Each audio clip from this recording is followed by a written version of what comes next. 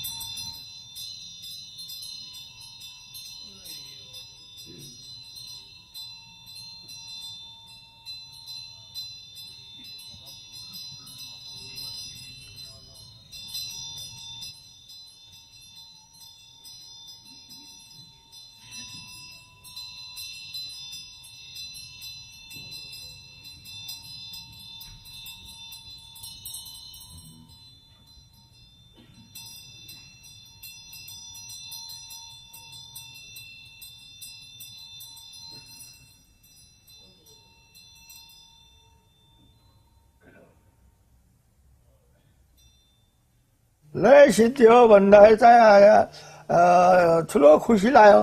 किनभने अब साह्रै दुःख भएको थियो अनि त्यो दुःखहरू पनि नाचगाना या त्यहाँ सबैसित बात गरेर पाउँदाखेरि त्यो बिर्सियो। अन्त एकदम राम्रो खुसी भयो। The conflicts of World War I and World War II were such massive conflicts and over such extended periods of time that stories not just about the Gurkhas but about a number of British regiments grew up, and people had a real understanding of the sacrifices made by men in uniform. In June 1943, Britain had suffered defeat after defeat in Burma. The British forces had been fighting there for some weeks and there had been 800 casualties in the previous 8 days. The Japanese were very heavily dug in. There was an intention to have an early morning assault upon the positions, and the British needed someone to go forward to find out where those machine gun posts were. They asked for volunteers. A young Gurkha of about 22 years old stepped forward and volunteered. He asked for Hessian sacks that he could tie onto his shoes, because the British Army issue boots had nails in them that creaked as you walked, and he needed to deaden that. He crept forward in the jungle and scouted all of the Japanese machine gun posts and brought back a full report. The next day they attacked. Almost all of the men were killed or seriously wounded within the first few seconds. Tul Bahadur Pun, his sergeant, and another man were the only ones left standing, and they continued the advance. Those two other men were mortally wounded, and he was left alone on the battlefield.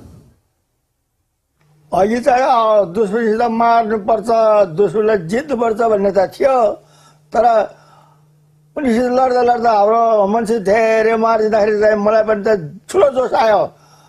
हाम्रो मान्छे सबै मारिसक्यो, अब तँलाई पनि म मार्ने हो भनेर चाहिँ मेरो ठुलो जोस आएको थियो। He seized a Bren gun and advanced alone. He's described as presenting a perfect silhouette to the Japanese machine gunners. And he advanced through a withering storm of bullets and took out 3 Japanese machine gun posts. In fact, he did not do it with a machine gun, he did it with his kukri knife because the machine gun was jammed. अनि त्यो अटैको बेलामा चाहिँ जापानीको पोस्टमा जाँदाखेरि चाहिँ उनीले चाहिँ ठुलो हमला थियो उनीहरूको पोस्टमा अट्याक गर्न जाँदाखेरि चाहिँ उनीको पोस्टबाट चाहिँ दुश्मन निक्लेर मलाई चाहिँ पकड्नु लाग्यो तर मैले चाहिँ हातमा सानो खुकुरी थियो हातमा चाहिँ खुकुरी लिएर त्यससित लडाइँ गर्नु लाग्दाखेरि चाहिँ उसले चाहिँ खुकुरीले हानेर अनि चाहिँ उसलाई गिरायो त्यहाँदेखिबाट फेरि अर्को पनि निक्ले आयो त्यहाँदेखि त्यसलाई पनि हातमा खुकुरी थियो त्यसले चाहिँ हान्यो उसको बादमा त्यो पनि ढल्यो खतम भयो त्यसको बादमा फेरि अर्को पनि निक्लेर आयो अर्को निक्लेर आएर चाहिँ लड्दै थियो त्यसलाई पनि मैले खुकुरीले हानेर उसले चाहिँ खतम पायो गर्दाखेरि 3वटा लास त्यही थुप्रो थियो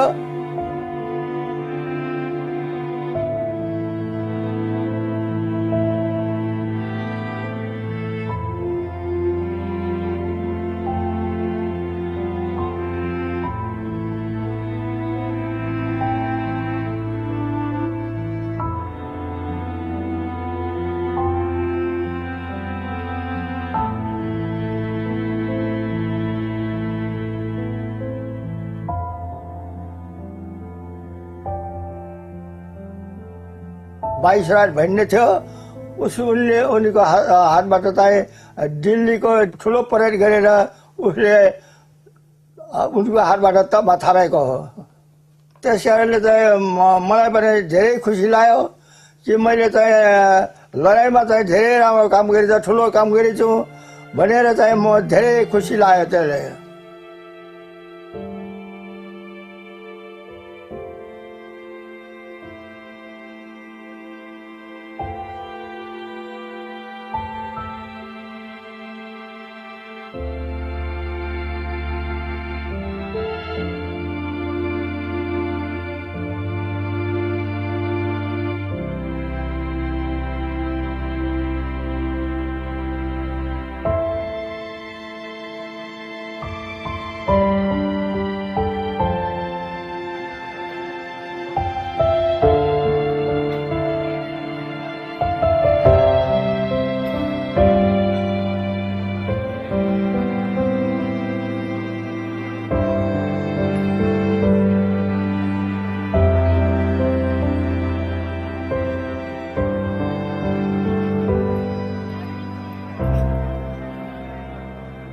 Gurkhas have a unique history within the British Army. They became part of the British Army in 1815. The British had been pushing up through India and into Nepal, seeking to dominate the region.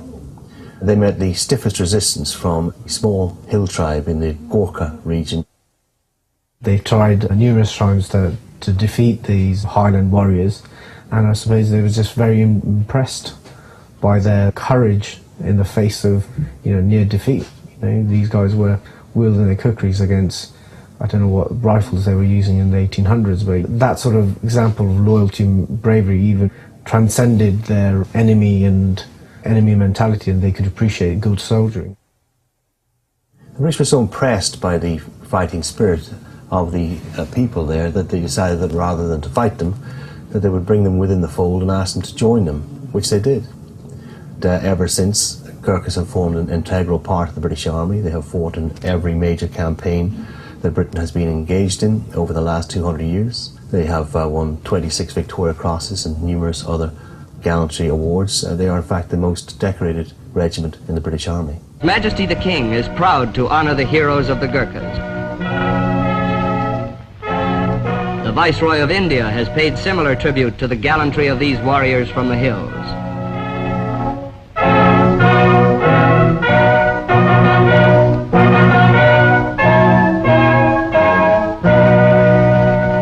Remains an extraordinarily poor country. Prospects there are very poor. Most of them have followed their father, grandfather and great-grandfather into the British Army. They are brought up from childhood to believe that the greatest thing that they can achieve in life is to become a part of the British Army. and to fight for Britain. And I think there's the weight of expectation and history upon them that means that when the smoke of battle comes, that they will go forward into it. मेरो बाबा पनि यो British आर्मीमा second world वारमा चाहिँ बर्मामा लड्नु भएको थियो।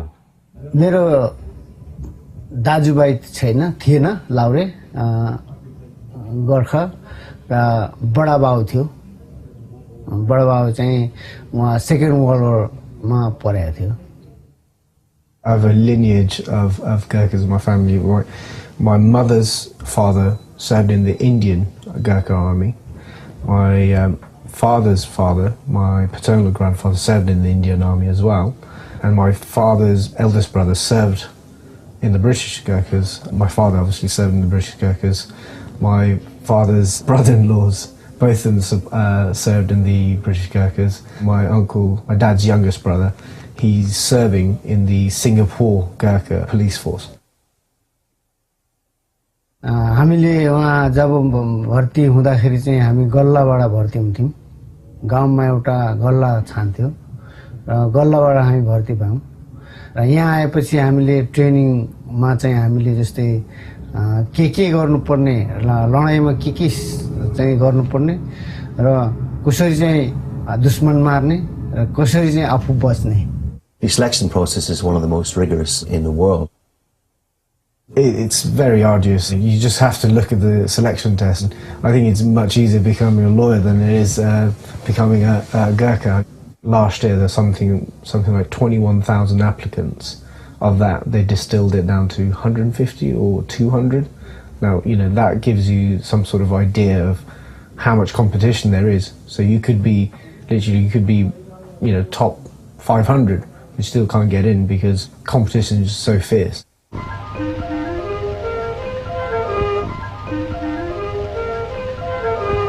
These Gurkha officers know how to size up a recruit with speed and accuracy. For over 100 years, the physical standard for the Gurkha soldier has been high and exacting. Average age, 17 to 23. Average height, 5 feet 2 inches. Health, perfect. There's no questioning the spirit of these young men. They're eager and proud of the Gurkha fighting tradition. Gurkhas are expected to serve on the front line. अब हाम्रो चाहिँ के हुन्छ भने अब जब लडाईमा गइसकेपछि जानु परेपछि त्यसकारणले गर्दा भर्ती हुनु नै अब कि लडाईमा जानु हो कि मार्नु मर्नु। त्यसकारणले गर्दाखेरि अगाडि जानुको लागि चाहिँ हामीलाई कुनै डर लाग्दैन किनभने हाम्रो ब्लड नै अब त्यस्तो खाले छ शत्रुलाई चाहिँ नाशै गर्ने।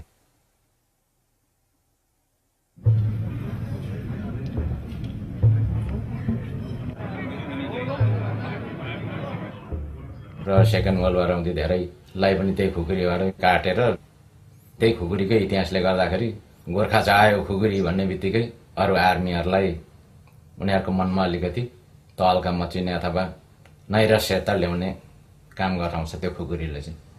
र खुकुरी चाहिँ धेरै हामीलाई पिस्तोल राइफल भन्दा हाम्रो मुख्य हतियार चाहिँ खुकुरी हो। भोलिबल चाहिँ हाम्रो साथी पनि भन्छ मात्रै पोरोबाट चाहिँ बुलेट गोली आयो भने अब फाल्टु कुरो क्लोज क्वार्टरमा चाहिँ हामीलाई एकदम फाइदा र खुकुरी भन्ने चाहिँ हाम्रो चाहिँ एकदम भ्यालुएबल हाम्रो हतियार हो। It's not necessarily a weapon to go and kill someone or anything. It's a multifunctional tool. It's used for any purposes really, chopping wood to cutting off slices of meat or whatever.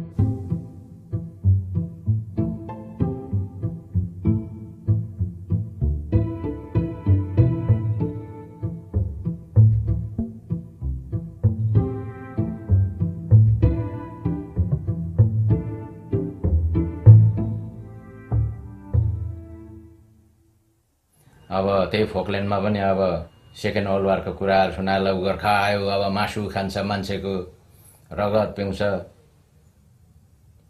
भनेर चाहिँ उनीहरूले त्यस्तै प्रचार प्रसार गरेको हुनाले गर्दाखेरि नै गोर्खाहरू त्यहाँ पुग्ने बित्तिकै उसले चाहिँ हात उठाउनु परेको हो। र यदि गोर्खा नपुगे भए उसले हात उठाउने थिएन, लडाइँ नै गरेर नै छोड्थ्यो। अब In the Falkland War, they were shown as savages who just wanted to chop people's head off with kukris. But again, it's not true. It's very steeped in, their kukris are steeped in that sort of animistic Bond type of religion where, you know, you respect it. Yes, it wields a lot of power. You have to respect that power, and you deal everything with compassion. Havildar Lachemann VC of the 1st Battalion of the 8th Gurkha Rifles died in the capital of the nation he served, and in his later years had adopted as his home.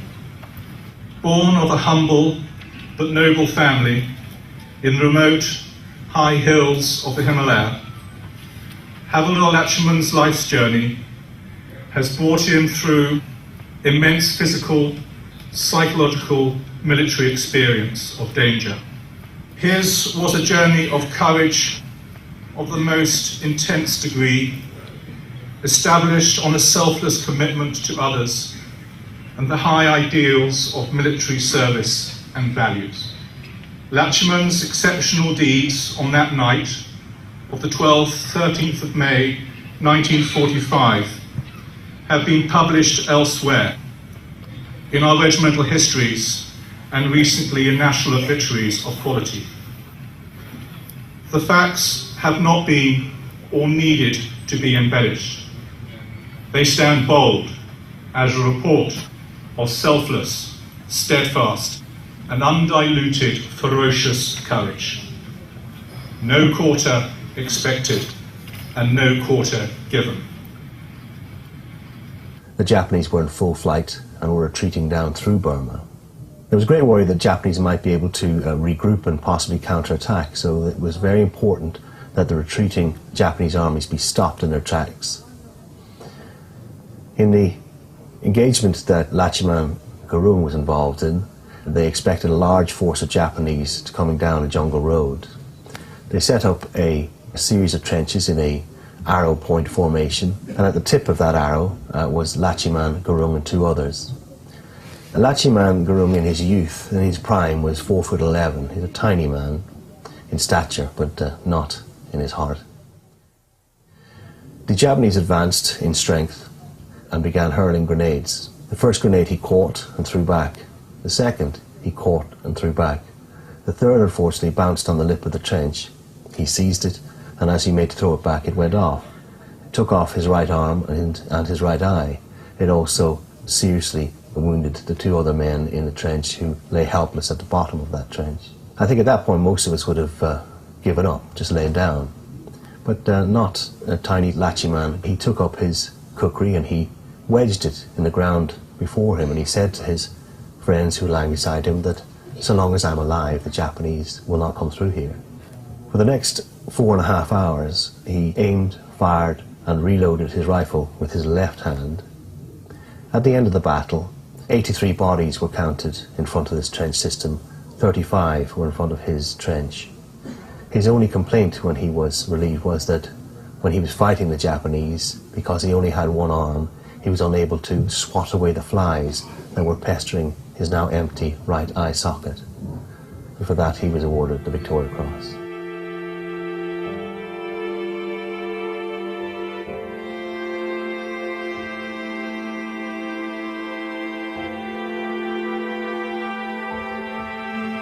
Both our nations produce good soldiers, and within the Gurkhas they are exceptionally so.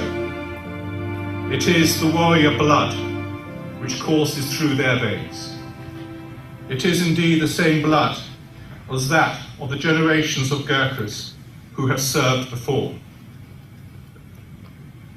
That indomitable spirit of today's Gurkhas is the legacy of Havildar Lachemann VC. His warrior spirit lives on in those young Gurkha soldiers who serve in our proud Gurkha regiments of today's Brigade of Gurkhas.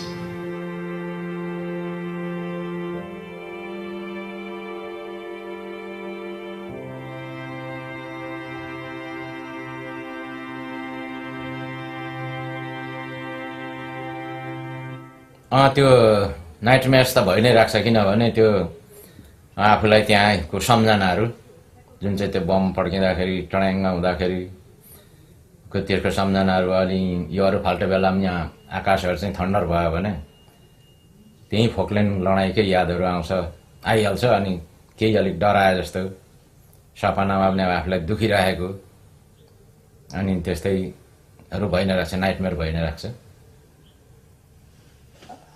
तर म चाहिँ खास अट्याकमा पुगेर चाहिँ attack गरिसकेपछि फेरि कताबाट उतैबाट एउटा बम ठुलो जमिन भत्काउने बम आएछ अन्त म खडा भएको थियो मेरो छेउमा चाहिँ त्यो बम परेर त्यो बम फुट्दाखेरि चाहिँ त्यसको ढुङ्गा माटोले सबैले मलाई पुरिएछ त्यहाँदेखि चाहिँ मेरो बायाँ छेउको साथीले मलाई देखेर चाहिँ हे म परे त यही बोले पुर्याला भनेर चाहिँ उनले खन्नु लायो भेटायो छाम्दाखेरि चाहिँ त्यस कारणले त म हस्पिटलमा लग्यो हस्पिटल गएपछि राम्रो भएर आयो